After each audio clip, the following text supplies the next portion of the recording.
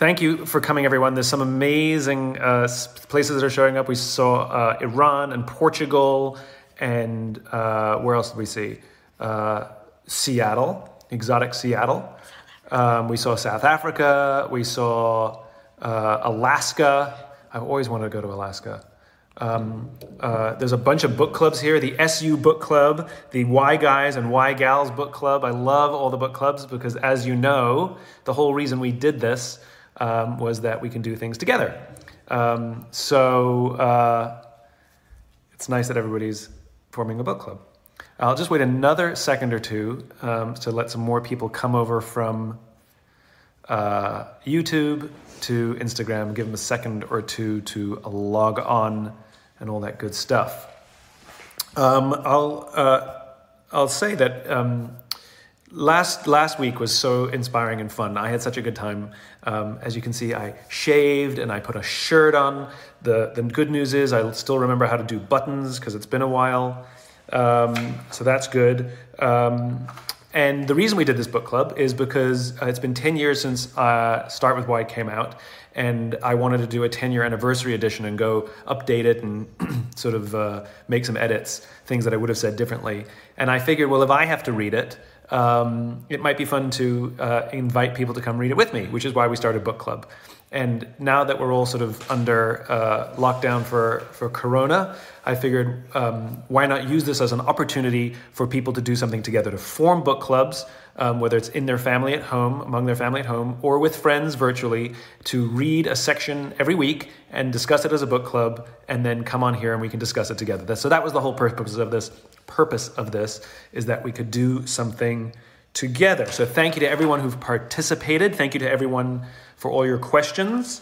I thought what I would do is this one was a chock-a-block full section. This is where I first introduce the concept of the golden circle, explain the biology of it, and talk about sort of how the mechanics of the golden circle work.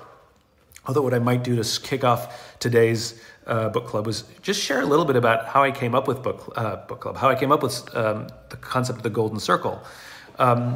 So I have my career started in marketing. And I was always fascinated why some marketing, some advertising worked and some didn't. I worked at a big agency where I could take the same clever team and they would make stuff that worked and stuff that didn't. So it wasn't the team. And sometimes it was the same with the client. But there was always marketing out there. And when I grew up, when I was coming of age in my career, Apple was such a dominant force and their marketing was incredible. And why is it that their work was so good? Because their agency produced bad work as well. So it wasn't just the agency. And so I would look at all of the marketing and advertising that I admired, and I noticed that there was actually a pattern, that they always started with what they believed at the top and the product stuff came at the bottom. The bad advertising was the opposite. So I actually wrote down this pattern pretty early on, and I used to use it to explain how marketing worked. I was at an event, and you sit around a table and you get seated next to strangers, and the person I was sitting next to, a woman by the name of Victoria Hopper, her dad, I think it was her dad, was a neuroscientist. And, we were talking and she started telling me about the limbic brain and the neocortex. And the more I started to learn, the more interested I became. I started doing some basic research about the neocortex and the limbic brain when I got home and realized this little pattern that I had written down to explain marketing wasn't just marketing. It was us. It was why we do what we do. It explained the behavior of people. That I tripped over this. And then when I went through this dark period in my own life, which I've talked about many times when I explain this, I had this little idea on the shelf that I went to and realized that it was a salvation for me because I knew what I did and I knew how I did it, but I didn't know why. So when I realized the biology behind this, I realized this was more than just a nice idea and a nice theory. It was actually grounded in the tenets of biology, and not only did it help me, but it helped explain so much of what was going on. And as I explained in the section, I called it the golden circle, because I was inspired by the golden ratio, this magical ratio that sort of seems to explain so many things and shows up in so many places. And I figured that if this thing shows up in so many places, I should call it golden as well. So that's where the whole thing actually came from. So I tell you one of the fun things about reading this book. Some of it I smile at how relevant it still is today. So relevant about how we're being communicated in these Corona times.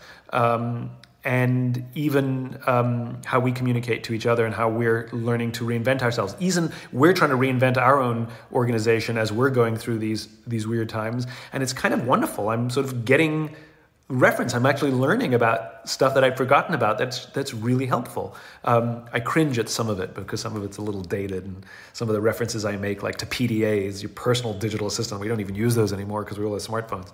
So I recognize as a group of people who are reading the book who don't even know what I'm talking about. But still, it's been a lot of fun for me.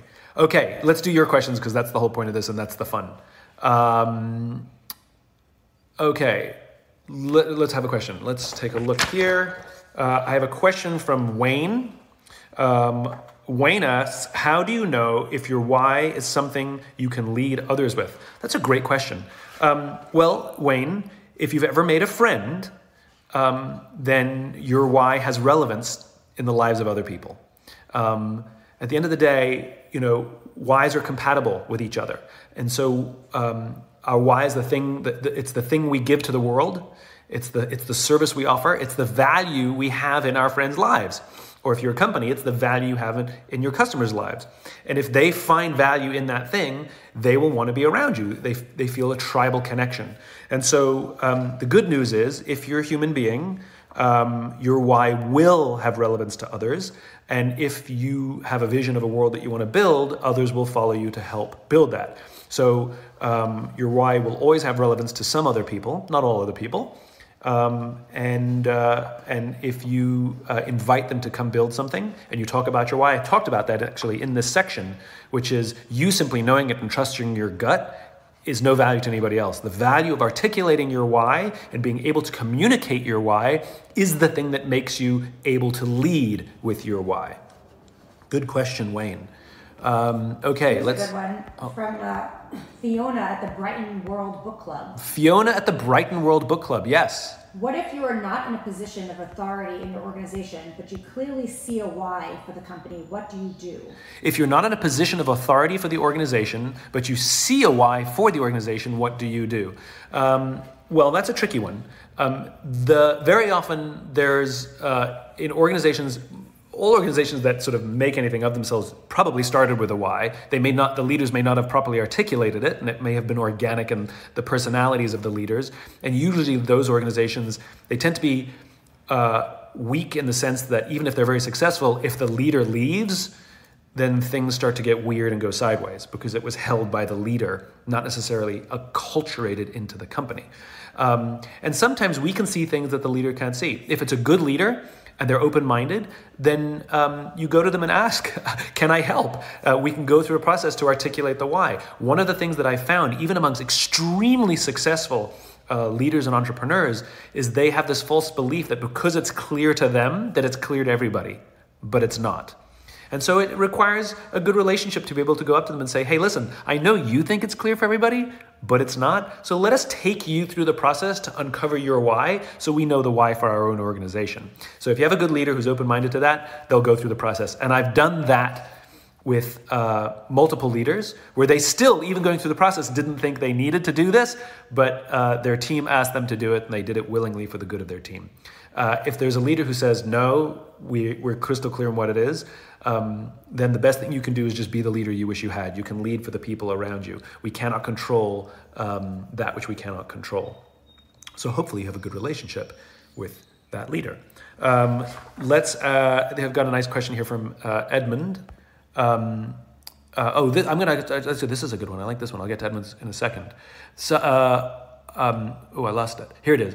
From Oscar Luna, 84. Oscar Lunar. Oh, Oscar Luna. Oh, there we go. It's all one word. Are we changing the way we try to fit or belong to a certain group in this COVID-19 era? That's such a good question. Nothing really changes the way in which we try and fit. What I really like about this COVID thing is that the silly things that we used to use to connect us to other people, superficial things, seem to have gone by the wayside. This is one of the great things about hardship and crisis, is a lot of the superficial stuff falls to the wayside because we're all going through the same thing. There's a shared suffering. And so people who we may not have had a connection with before, we now actually have connections with. I'm in California, and everybody's waving to each other when we're going out for a walk or when somebody drives past. It's kind of weird. Like, nobody used to wave to anybody ever. Again, there's a shared camaraderie. And even now, think about how we're so connected around the world. It doesn't matter if our nations are historically friends or allies or not. We feel very connected to each other. We have much more of a connection, much more of a related story. Before, our related stories were so different. And now we're reminded that we're human and we're all susceptible to the whims of Mother Nature. So I think crisis and COVID-19 has actually been good for us as a people. The question is, will it last once this is all over? I really hope so. We have to work hard at that. Okay, back to Edmund's question. Edmund asked, since the publishing of this book in 2009, lots has changed in the tech industry, especially for Apple. You use Apple in your book as an example of a company that understands their why. Do you feel that it is still the case today, or have they lost their why? That's such a good question. It takes a long time for a large corporation to go completely abandon their why, but if we're honest, there are definitely cracks in the armor. Apple used to be an organization that ignored Wall Street and never paid dividends, for example, and now it does pay dividends, and the company seems to be more preoccupied than it used to be with the short-term financial standing and the stock price. That's relatively new. Even in the terms of innovation, Apple seems to be playing catch-up with a lot of companies, a lot of products, and that Apple wasn't always the first to come out with something, but it would sometimes do something better. I hate to say this, the HomePod is not a great product. The speaker is amazing. If you just use it as a speaker, it's unbelievable. But as a competitor to Google Home or to Alexa, it sucks. I've never said that about an Apple product in the past. It's pretty, but it sucks. It's not the same as it used to be, and we can make certain guesses based on how we experience the product and experience their advertising and experience their stuff. I don't think it's completely abandoned their cause, not at all. I still think there's idealism there. I still think Apple stands for the individual. Their stance on privacy, for example, is very much power to the individual, just like they always believed in power to the individual. The question is, are they obsessed with their cause as they used to be, and are they still talking about power to the individual in the halls of Apple? I don't know. Okay, Olivia. Chris Cavan said, what advice, in the spirit of starting with why, would you give to a young college students who are graduating this year and trying to launch themselves into a particularly uncertain future? Okay, Chris Cavan asked, if you're graduating college, how do you use your why when you launch yourself into this new world, especially into a very uncertain future? Well, here's the good news, Chris. The future is always uncertain. We just are reminded of it right now. This is one of the downsides of good times, which is we falsely believe that there will always be good, and we don't prepare for disasters like this one. So the future is always uncertain. I think that there's great opportunity to be had in times like this. It's a time for great reinvention.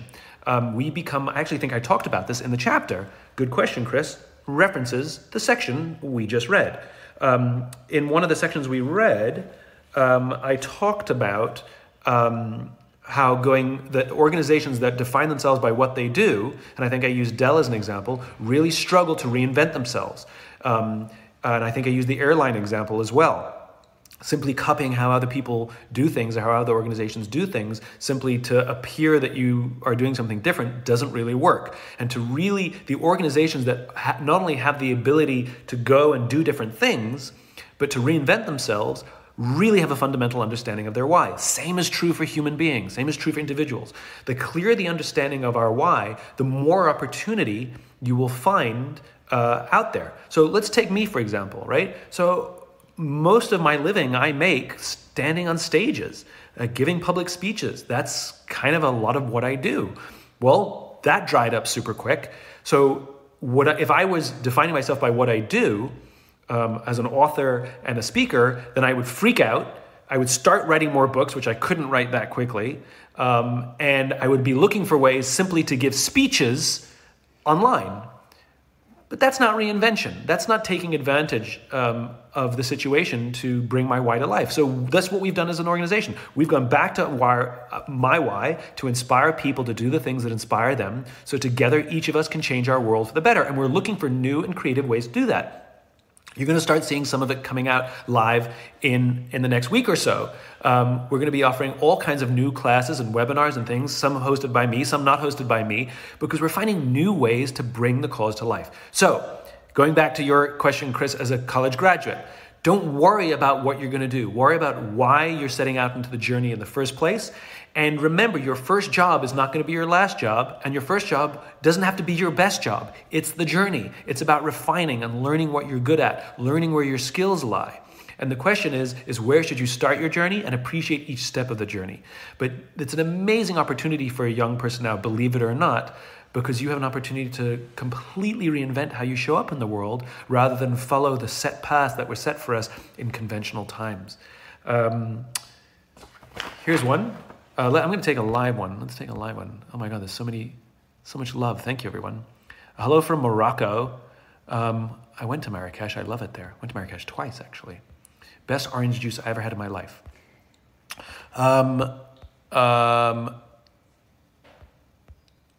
Okay, so Janina from Valiant's Future asks, thank you for starting this book club. Great idea. Thank you, Janina. We enjoyed the first episode a lot, especially the questions read by your daughter, my niece. Our company, we have a great why, taking care of a better climate, yet it is not even known throughout the organization, 13,000 people. How do you manage to anchor it to larger organizations? Taking care of a better climate. Let me push you there a little bit. The why probably doesn't have to do with the climate. The manner in which you're bringing the why to life has to do with the climate. A why almost always has to do with human beings. And if climate weren't a challenge in our lives right now, your why would be the same. You'd be bringing it to life in a new way. But that's not the question you're asking. The question is asking is, how do you bring it to life in a large organization? Well, just like bringing it to life to the public, you have to talk about it.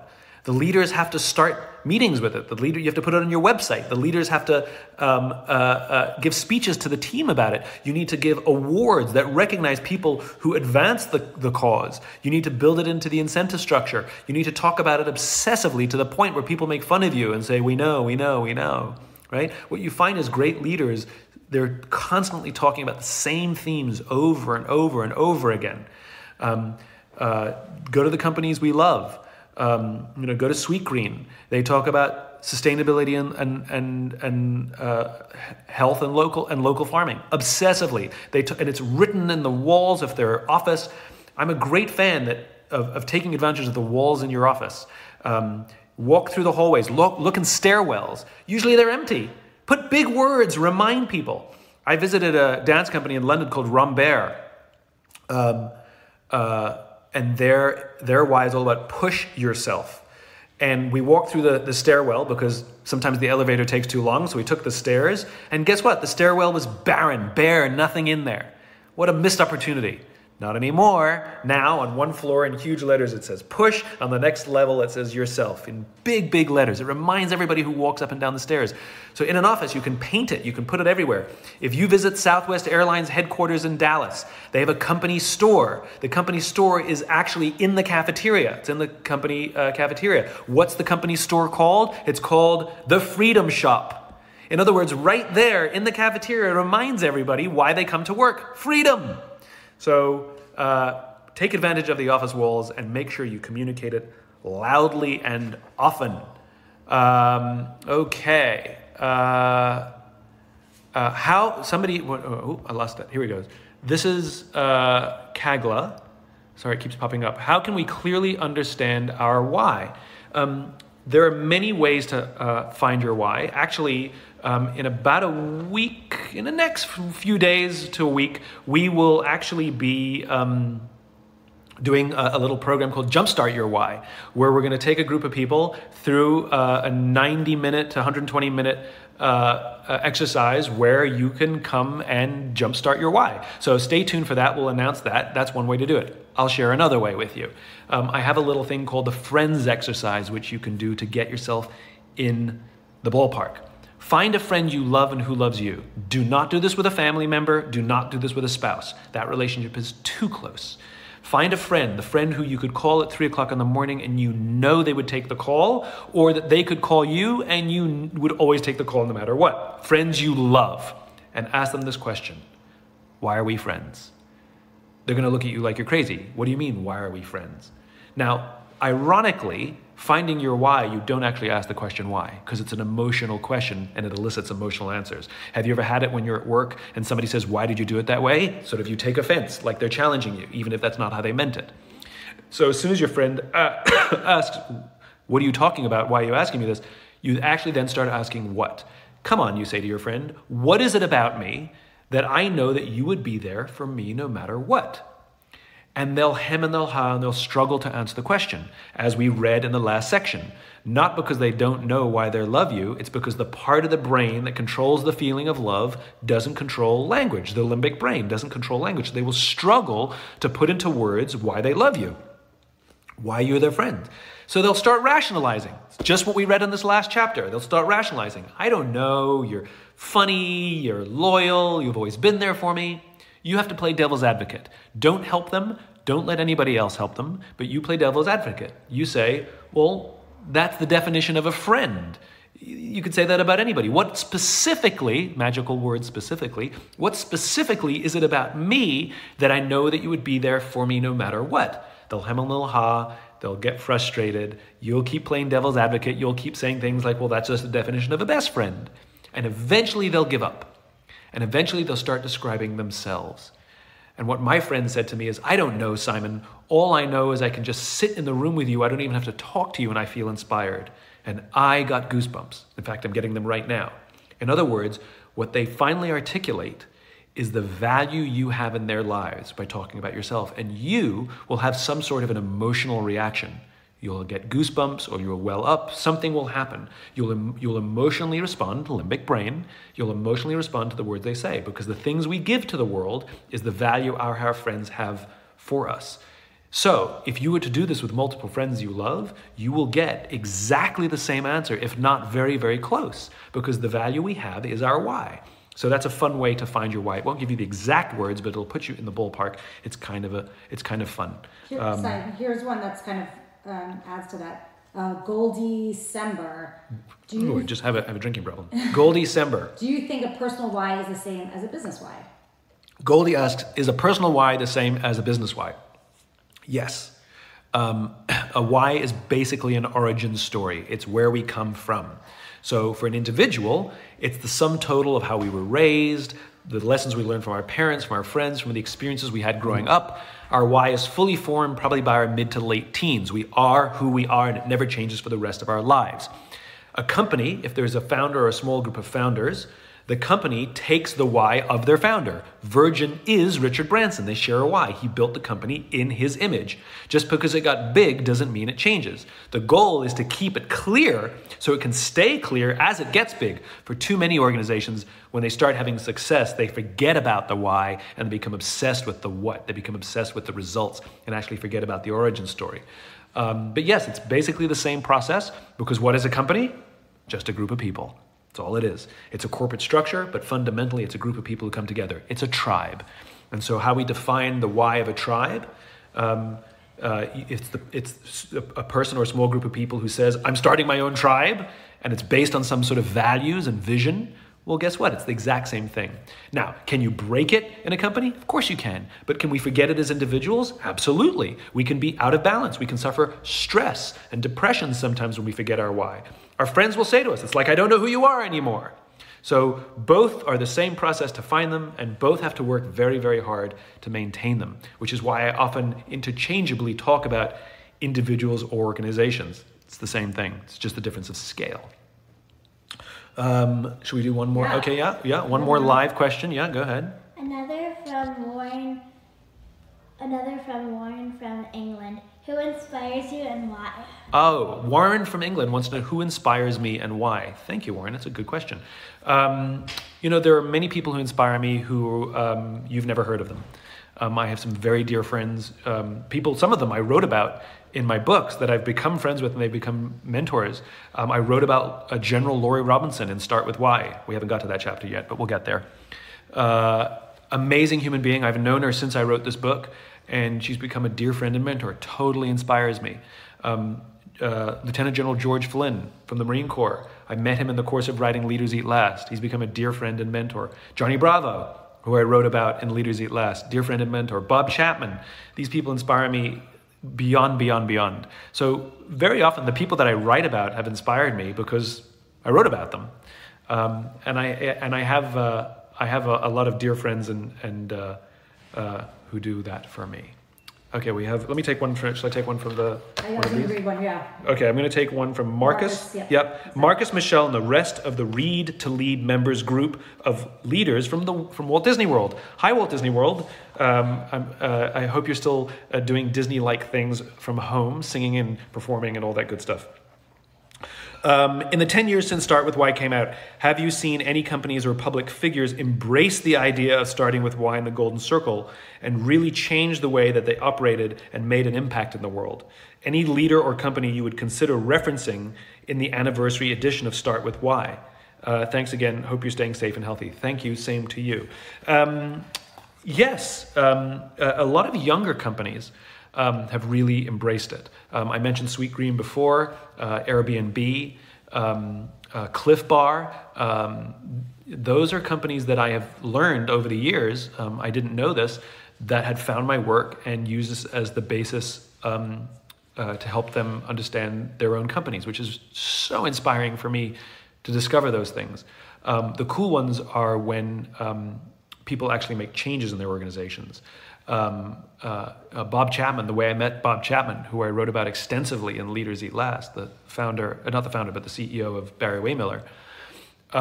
He saw my TED Talk about Start With Why and basically came to me and said, I built this company based on this idea.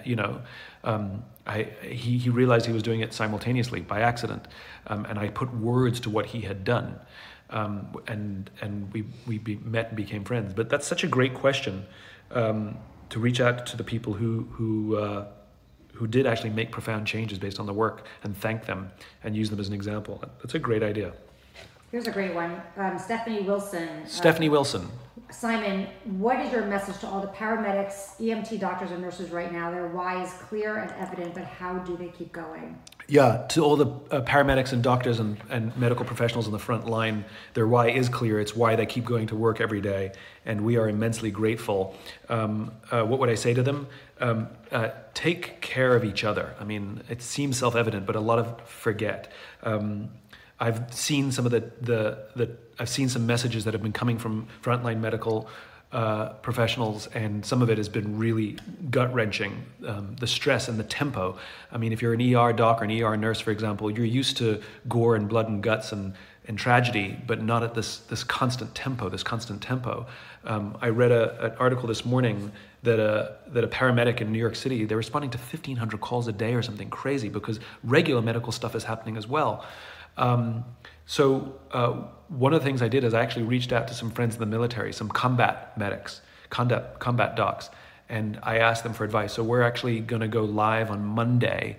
And so if you are a medic, if you are a doctor or a nurse, please submit your questions. And I'm going to ask these combat medics live on Monday for some advice. But most important thing is mental health. Managing energy and being tough, as I've learned from these combat medics, is not the right thing to do. Like putting on a brave face every day, like you have to have emotions. And it's really healthy to go not by yourself, but go with someone and have a cry, have a vent, have a scream, have a yell, get that stress out. It's really important to manage the energy and manage the stress along the way, because if we compartmentalize it, they taught me, if we only do is compartmentalize, when everything goes back to normal, that's all going to come flooding out. So we'll talk more about it with people who've actually gone through something close to this experience on Monday. Such a hard question, such a good question. And again, thank you. Thank you to all of you who keep volunteering to go to the front line every morning. Adam Brown from Alabama. Adam Brown from Alabama asks, how would you explain the golden circle communication technique to young officers that are trying to communicate the why, and how that connects to what their airmen, sailors, soldiers, and Marines are doing, and does that differs from private companies? So in the military, this is a military question, obviously, very often our armed services sometimes actually forget their own why also. They define themselves by their sphere of operation, right? The Air Force has historically said, we fly planes, and the Navy says, well, we drive ships, and the Army says, well, we're infantry, and the Marine says, we're infantry. But they all have some kind of boat, and they all have some kind of plane, and they have all some kind of ground troops. In other words, they actually kind of do what everybody else does, at different scales, obviously. What defines the uniformed services is their cultures.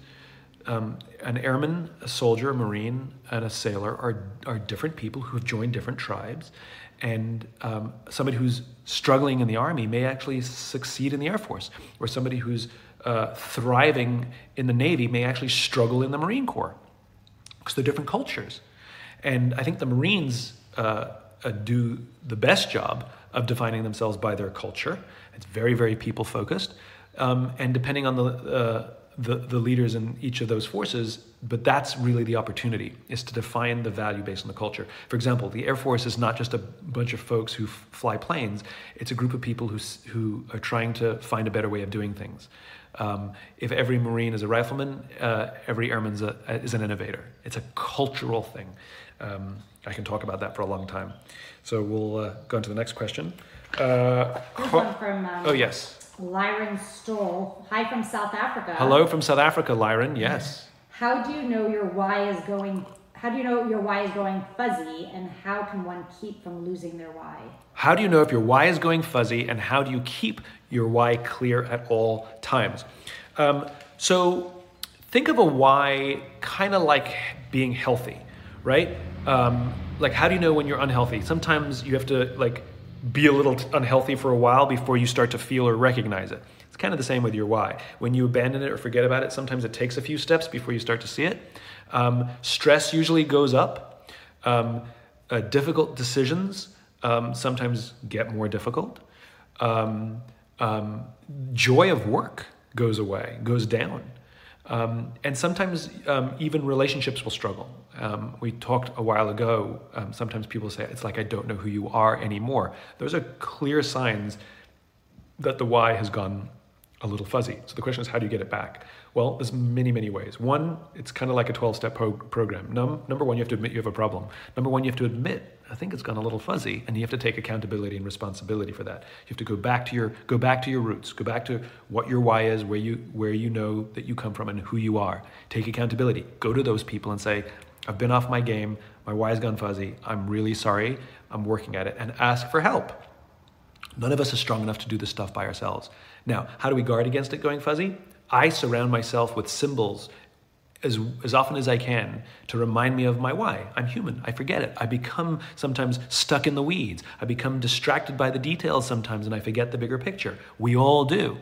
And so the color orange for me is something I chose to remind me of my why. It's optimistic. You'll see the color orange on my website. You'll see it on stuff we sell. You'll see it on PDFs. I have orange belts. I have an orange on my watch. You'll see I love orange, and it's a reminder to me. But I don't do it for the outside world. It's for me. Also, pictures of people who remind you of your why. So Martin Luther King was on my desktop of my computer for many, many years as a reminder of my why. I have quotes that I printed out with a label maker and stuck them all over the place to remind me of my why. And on my computer, I stick little labels that says, remember why you do what you do, or inspire someone. I write the word inspire someone everywhere. So sometimes we have to take accountability, surround ourselves. It's like the answer I gave a moment ago about an office. Take advantage of all the blank space to remind yourself.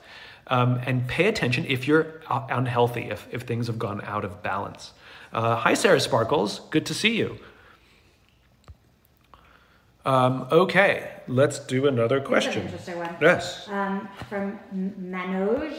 How do you move forward as an introvert if your why demands you to be an extrovert? Okay, the question was, how do you move forward if you're an introvert when your why demands that you're an extrovert? Okay, a why would never demand that you be an extrovert. Your job may demand that you be an extrovert. What you do may demand that you be an extrovert. But your why, nothing to do with it. Your why is a belief set. It's where your values emanate from, right? It's how you view the world. It's how you approach the world. I'm an introvert. My job requires that I find energy to be a little more extroverted. If I had my choice, I would always be behind the scenes. I am much happier and in my happy zone behind the scenes. Like this whole stay-at-home order for COVID, it's like I've been preparing my whole life for this. It's like staying at home is just fine. And so for people who are naturally introverts, and let's be clear on what we mean by introvert and extrovert. I like Susan Cain's definition, the author of the book Quiet. It's not about how big your personality is or about how friendly you are. It's not about how socially awkward you are. I know socially awkward extroverts and I know very social introverts. It's nothing to do with it. It's about energy. That introverts wake up in the morning with 5 coins, and every social interaction they have, they spend a coin, and by the end of the day, they feel depleted. Extroverts wake up in the morning with no coins, and every social interaction they have, they get a coin, and by the end, they feel rich. Like my extrovert friends, like when we go to a party, at the end of the party, they want to keep going out because they have all this energy from the party. Me, I want to leave early and go home because I'm exhausted being social.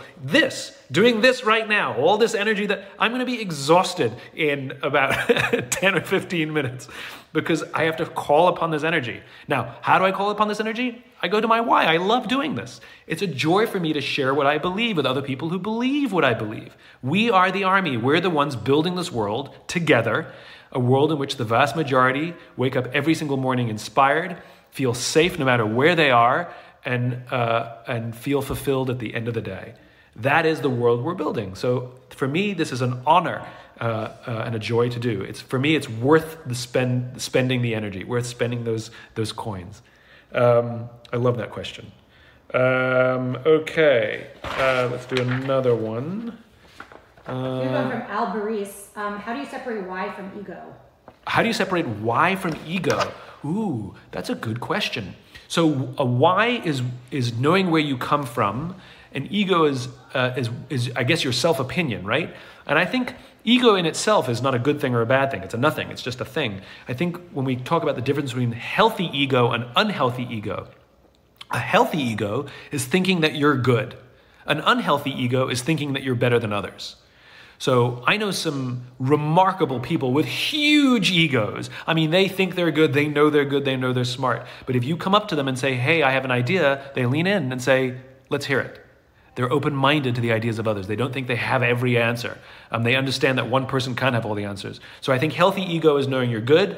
Unhealthy ego is thinking you're better than others.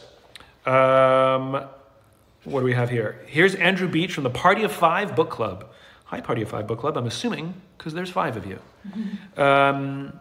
What are the best ways for taking an organizational why and making it accessible to staff?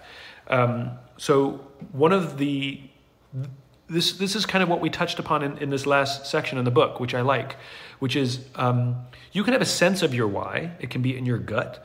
And to make it accessible to your staff, you have to find words that connect with people.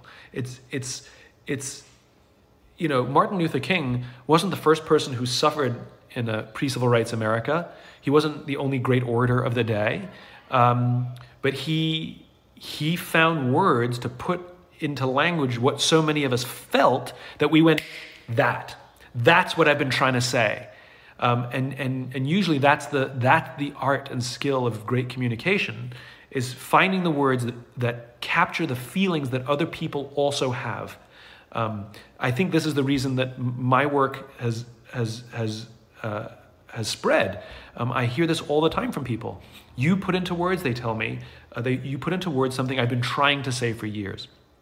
And I think that's what you have to do in your organization. You have to put into words how other people feel about coming to work. Why do they love coming to work? Well, that's the job of putting it into why. And again, there's a process to go through that, which is reasonably efficient. Let's take a look. Nadine asks, can there be an overdoing of the why, like a cult status or something? Does it then come rather manipulative rather than inspiring? So that all depends how the leaders, what are the leaders in service to their people or the leaders in service to themselves? Cult-like, you can accuse any strong organization with any strong culture of being cult-like. The Marine Corps is cult-like. Apple Computers, for many years, cult-like. The organizations with a clear sense of shared values can become cult-like. Now, if it actually becomes a cult, it's because the leader thinks that puts themselves first. The leader is putting their interests first and is using everybody else to benefit their needs and goals. In truly great leaders see themselves in service to the people, and the why can extend beyond them for years to come. So they sometimes may look the same, but they're definitely not the same. It depends on the motivation of the leaders and how they choose to manipulate people with that set of beliefs to get what they want for themselves. Here's one. These are such good questions. Nahala Jaff asked, what is the relationship between intuition and our why? So the why exists deep in that limbic brain, that part of the brain that controls our feelings and our behavior, but not language. And so when we talk about gut decisions or following your heart, you're not actually following your heart. Your heart's a muscle that just pumps blood. It doesn't direct behavior ever, unless it hurts and you die and you have heartbreak. These are emotional things we talk about. Oh, it breaks my heart. No, it doesn't. It just hurts emotionally. Intuition is the same thing. Having intuition is having a sense of something, and when you know your why, I think it enhances intuition. Because what the why is the root of the intuition. And so when I go, for example, when I know my why and it's front and center, and I keep it front and center, the question was asked some time ago, what if you forget it? I sometimes do forget it when I go into meetings, and sometimes my intuition misguides me because I start focusing on the things they're telling me. I take bad advice. And trusting my gut, trusting my intuition is when I remind myself why I do what I do, and this is more important than anything else. And if I take a different path, I do so knowingly, and I know the costs of doing so. So intuition is one of those things. And I think the more we practice starting with why, the more we practice leading with why, the more we practice making decisions with why, the stronger our intuition becomes. Good question. We have time for a couple more. We started a little late, so if you're free this Saturday, we'll go a little longer if you like. Livia Mikado and Neil Tumber. Livia Mikado and Neil Tumber, yes. How do you help everyone in your organization to find their why? How do you help everyone in your organization to find their why? As we said before, there's a process. I've tried to help people find their why as many ways as I can. I told you about the Friends exercise. Everybody can do that. It's super easy. I wrote a book called Find Your Why because for 8 years, people complained that I wrote Start With Why and didn't write How to Find Your Why in that book. So we wrote Find Your Why. And remember, when I wrote Start With Why, this whole concept of why wasn't a thing. So it would have been too complicated. I realized when I was writing, it would have been too much in one book. So 8 years later, after Start With Why, I wrote Find Your Why. So you can go through the workbook.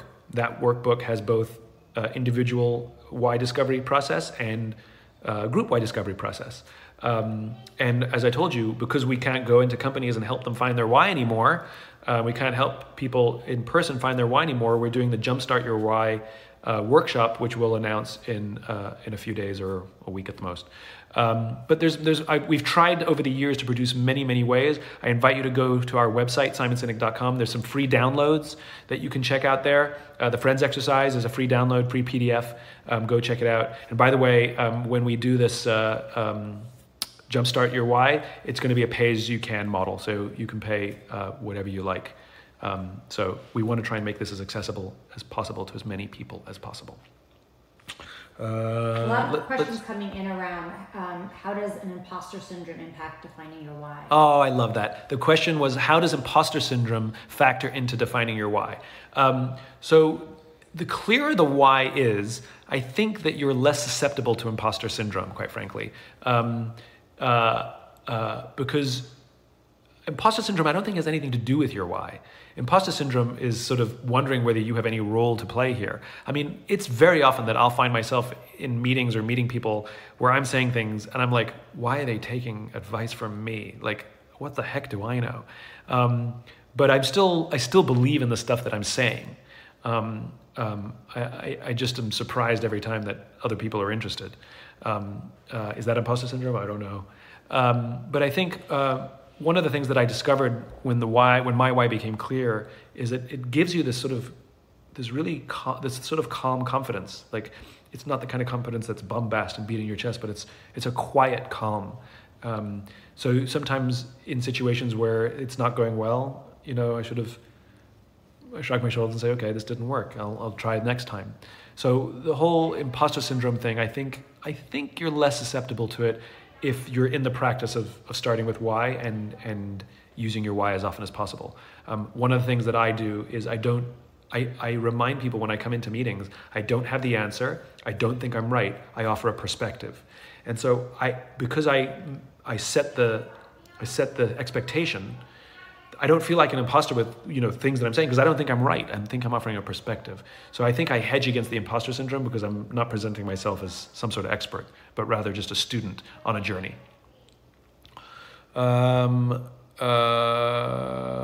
Thank you for all the nice comments. Thank you, Martha and Marcus, and drones. Should we do a couple more questions? Sure. Do I have any more here? Here's one from Jules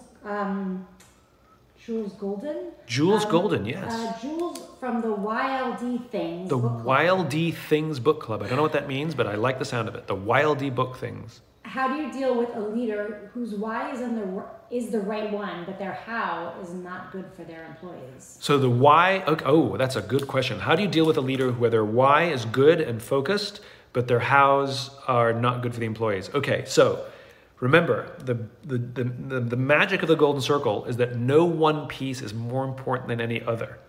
I don't think the why is more important than how or what. It's just the piece that's most often neglected or forgotten, which is why I talk about it, because everybody knows what.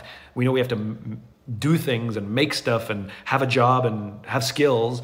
And some people know that you have to distinguish yourself from everybody else. Those things are not new. It's the why that gets so often forgotten. But if any one of those pieces is missing, you are out of balance. So the fact that the why is strong in this organization or in this leader, but the hows, they don't follow a set of clear values, then they're out of balance.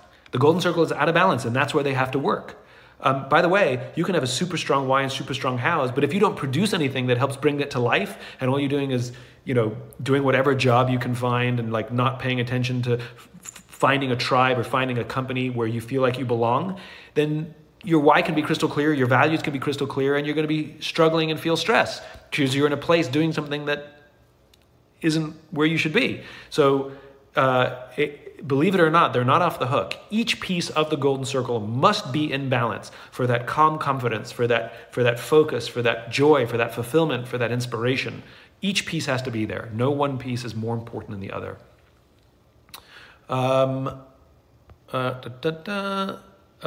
Here, I like this one. What's more important for you, why or vision? Thank you, Andon. Oh, that disappeared. I lost it. It went away. What's more important, why or vision? They're equally as important. They're different things. So why comes from the past. Remember, it's an origin story. It's where we come from.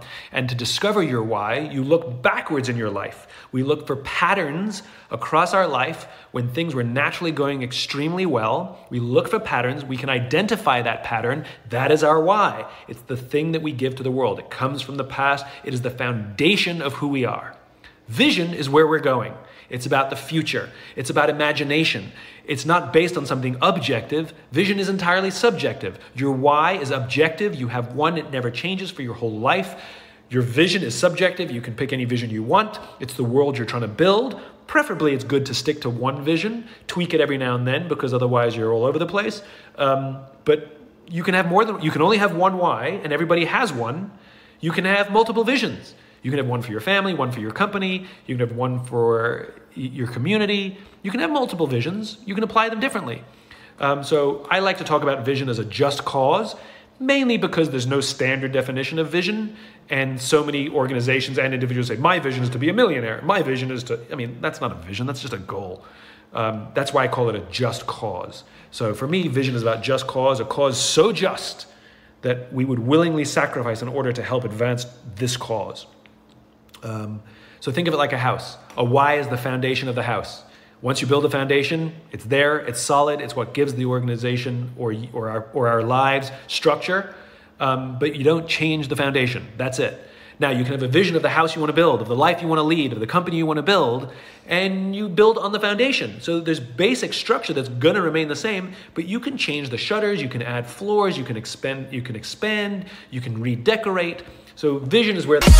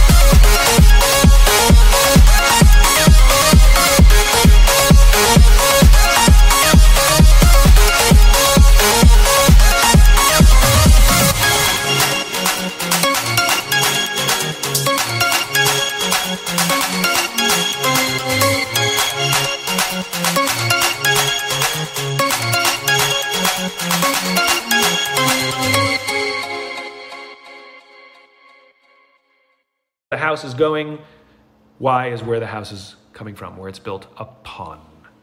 We'll do one or two more, and then I'll let you go about your day. And for some of you, go back to bed. Yeah. Thank you very much for staying up. I feel so bad for the folks who were on YouTube. I'm looking at some of the comments. Somebody wrote, is it still over? Did I get the time zone wrong? Oh, I feel so bad. We will post this. I will save this and post this. We'll post this on YouTube for anyone who missed it. If you have friends who wanted to be here and couldn't, please let them know. We will put it up. And if, believe it or not, I have YouTube in the background, it's still telling me that it's going live an hour later. So something's wrong there. Anyway, we figured it out. So thank you everyone for being patient and meeting me here. Ixerbot from Germany. Hi from Germany. Hello from Germany, yes. How to deal if my why is not matching the why of my colleagues? So if my why doesn't match the why of my colleagues, then one of two things is happening there. Assuming that everybody is clear on their why and operating in balance with their why, that means you probably don't get along. So for example, if your why doesn't match the why of your friends, you probably actually don't enjoy spending time with those friends, and the question is, why are they your friends? We don't have the same choice with our colleagues. Now, if it's en masse, I like to joke, like, the only thing in common with all my failed relationships is me. Like, if they all get along, but you're the one that doesn't get along, then I would offer that it's one of two things. Either you don't belong in that company, or on that team. Sometimes you belong in the company, but not that team. Divisions have divisions of companies. Teams have subcultures, and so sometimes you belong in the company, but in a different part of the company. That could be part of it. Or maybe if it's, I'm not going to guess that it's toxic, but if it's toxic, it could be just that group of people. But if your whys are different, you're going to struggle to get along because your values are going to be so polar opposite. And so what I would do is find a place where you can find common values. We started this conversation about the magic of Corona, magic of COVID-19 is across the entire planet. We're all having a shared experience.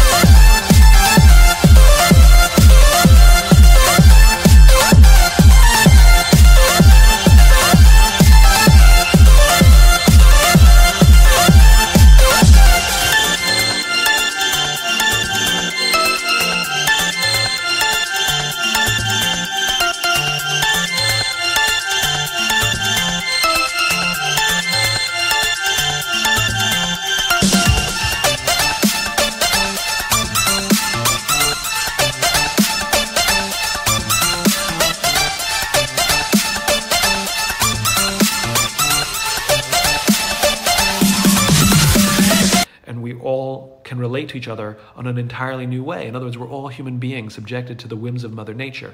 And so if you truly aren't getting along with people, find common ground.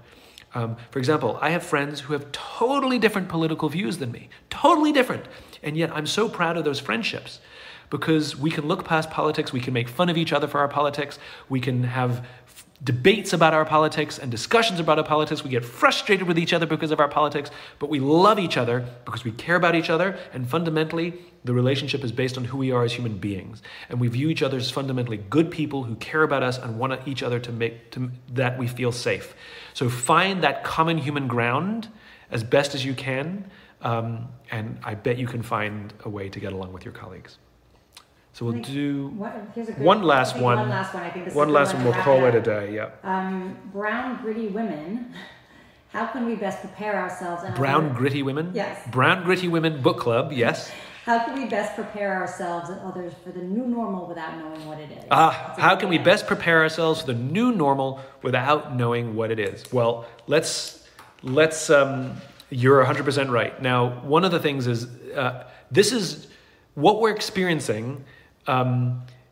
Is normal in the sense that change is a constant in our world. Like the way we live our lives now is totally different than the way we lived it 20 years ago. Like even just 10 years ago, reading some of these, the way I speak, the language I choose in Start With Why, is I'm like, oh, I'd never say those things now.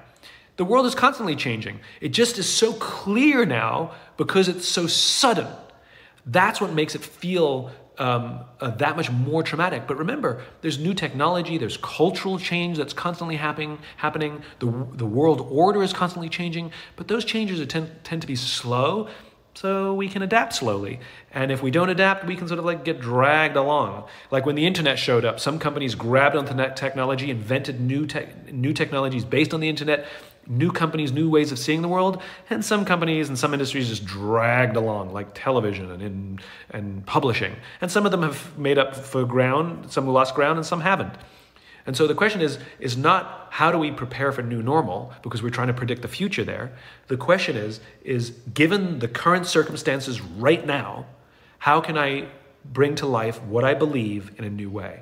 We know that in-person is something that's going to be delayed for a while. Right? So the question is how do we take advantage of this new world where we are physically distant? How can we create new ways of creating social closeness while physically distant? I mean, I talk about it all the time, the importance of human relationships, the importance of social closeness. And again, look at what this book club is. This isn't just me talking about Start With Why, blah, blah, blah, let's have a book club. It's a foil, it's a mechanism. Yeah, the book club is just a mechanism for us to come together. But most importantly is for you and your friends to come together to form the book club. It's more important that you form book clubs and that you're hanging out with your friends on a regular scheduled weekly basis to talk about something other than COVID, to talk about something other than the news. But it's really about togetherness. And you can see what I'm doing. I'm trying to find new ways to advance my cause given the real circumstances. So don't worry about what the future holds. We don't know. Adapt for now, and I promise you, whatever new normal is, which we cannot predict, you'll be way better equipped to manage and survive and thrive in that world. So, on that, I want to say thank you so much to everyone for coming. Just a reminder, we're going to be back on Friday's schedule. So happy Easter, happy Passover, happy National Sibling Day. To everyone for this weekend, which is why we did it on Saturday. But we're going to be back to our normal Friday schedule. So we'll be doing part three of Start With Why, which is Leaders' Need of Following. That should produce some good questions. We're going to get really into the thick of leadership next week. Friday, April 17th, back at 3 p.m. Eastern Time. Friday, April 17th, 3 p.m. Reminder, if your book club has questions, please send them to bookclub@simonsinek.com. And we will also be taking live questions, of course. Please tell us the name of your book club. It's really fun for us to find out. Again, bookclub@simonsinek.com if your book club has questions that we can get them in advance. If you want to re-watch anything that we've done here or any of the previous book club sessions, we will put them up on YouTube, and hopefully YouTube Live will work next week. We'll try again next week. Thank you again for all your patience. Thank you for joining. Take care of yourselves. Take care of each other. Love you all, and see you all next week.